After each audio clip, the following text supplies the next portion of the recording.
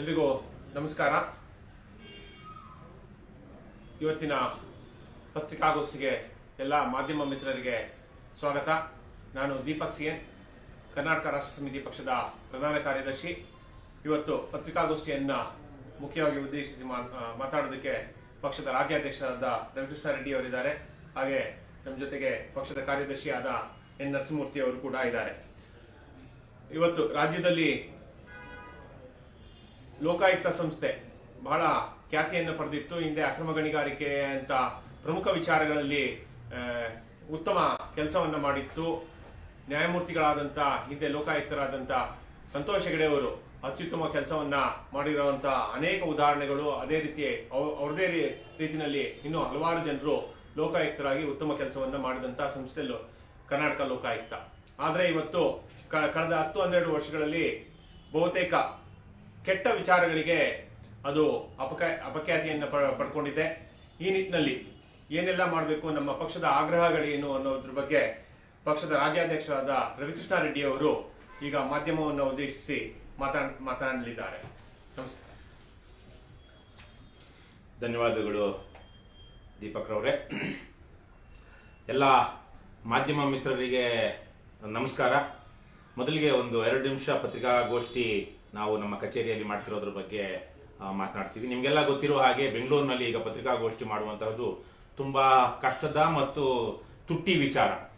ಬೆಂಗಳೂರಿನಲ್ಲಿ press ಕ್ಲಬ್ನಲ್ಲಿ press meet ಮಾಡಿದ್ರೆ ಬಹುತೇಕವಾಗಿ ಮಾಧ್ಯಮದವರು ಯಾರೂ ಬರ್ತಾ ಇಲ್ಲ. ಬೇರೆ ಬೇರೆ ಯಾವ್ಯಾವ ಸಮಸ್ಯೆಗಳಿದೆ, ಮತ್ತೆ ಹೊರಗೆ ಮಾಡ್ಬೇಕಂದ್ರೂ ಸಿಕ್ಕಾಪಟ್ಟೆ ಎಕ್ಸ್ಪೆನ್ಸಿವ್.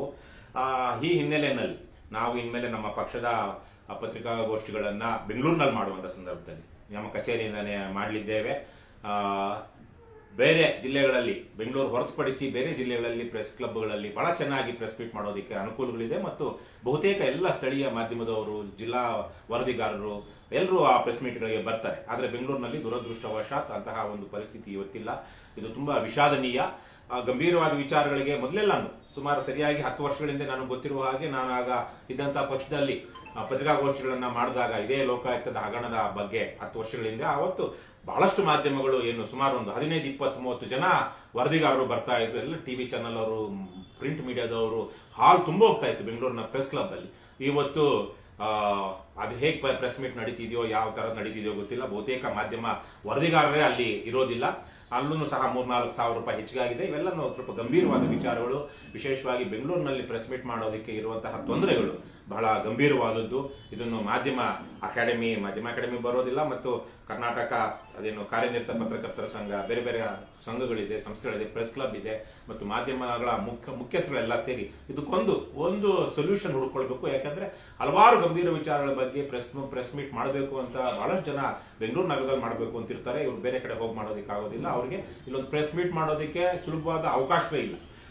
ಮತ್ತೆ ಕೆಲವೊಂದು ದೊಡ್ಡ ಏನು ಖದೀಮರ ಪ್ರೆಸ್ ಮೀಟ್ಗಳು ಬೇರೆ ಬೇರೆ ರೀತಿಯಲ್ಲಿ ನಡೆಯುತ್ತೆ.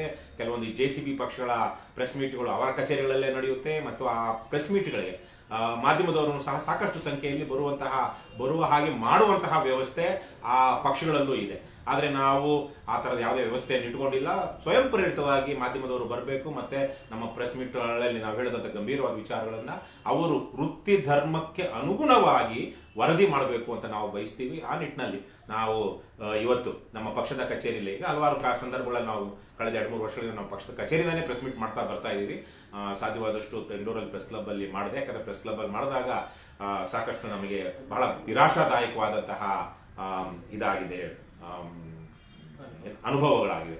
ಸೊ ಹಾಗಾಗಿ ಇವತ್ತಿನ ಪ್ರೆಸ್ ಮೀಟ್ ಬರೋದಕ್ಕೆ ಮೊದಲು, ಆಮೇಲೆ ಈ ತರಹದ ಪ್ರೆಸ್ ಮೀಟ್ ಮಾಡೋದ್ರಿಂದಾಗಿ ಇನ್ನೊಂದು ಅನುಕೂಲ ಏನು ಅಂದ್ರೆ ರಾಜ್ಯ ಮಟ್ಟದಲ್ಲಿ ಇವತ್ತು ಕೇವಲ ರಾಜ್ಯ ಮಟ್ಟದ ಪತ್ರಿಕೆಗಳಲ್ಲದೆ ಅನೇಕ ಎಲ್ಲಾ ಜಿಲ್ಲೆಗಳಲ್ಲೂ ಜಿಲ್ಲಾ ಮಟ್ಟದ ಬಹುಶಃ ಒಂದೊಂದು ಜಿಲ್ಲೆಗೂ 3-4 ತರಹದ ಬಹಳ ಸ್ಥಳೀಯವಾಗಿ ಒಳ್ಳೆಯ ಸರ್ಕ್ಯುಲೇಷನ್ ಇರುವಂತಹ ಪತ್ರಿಕೆಗಳು ಇವೆ.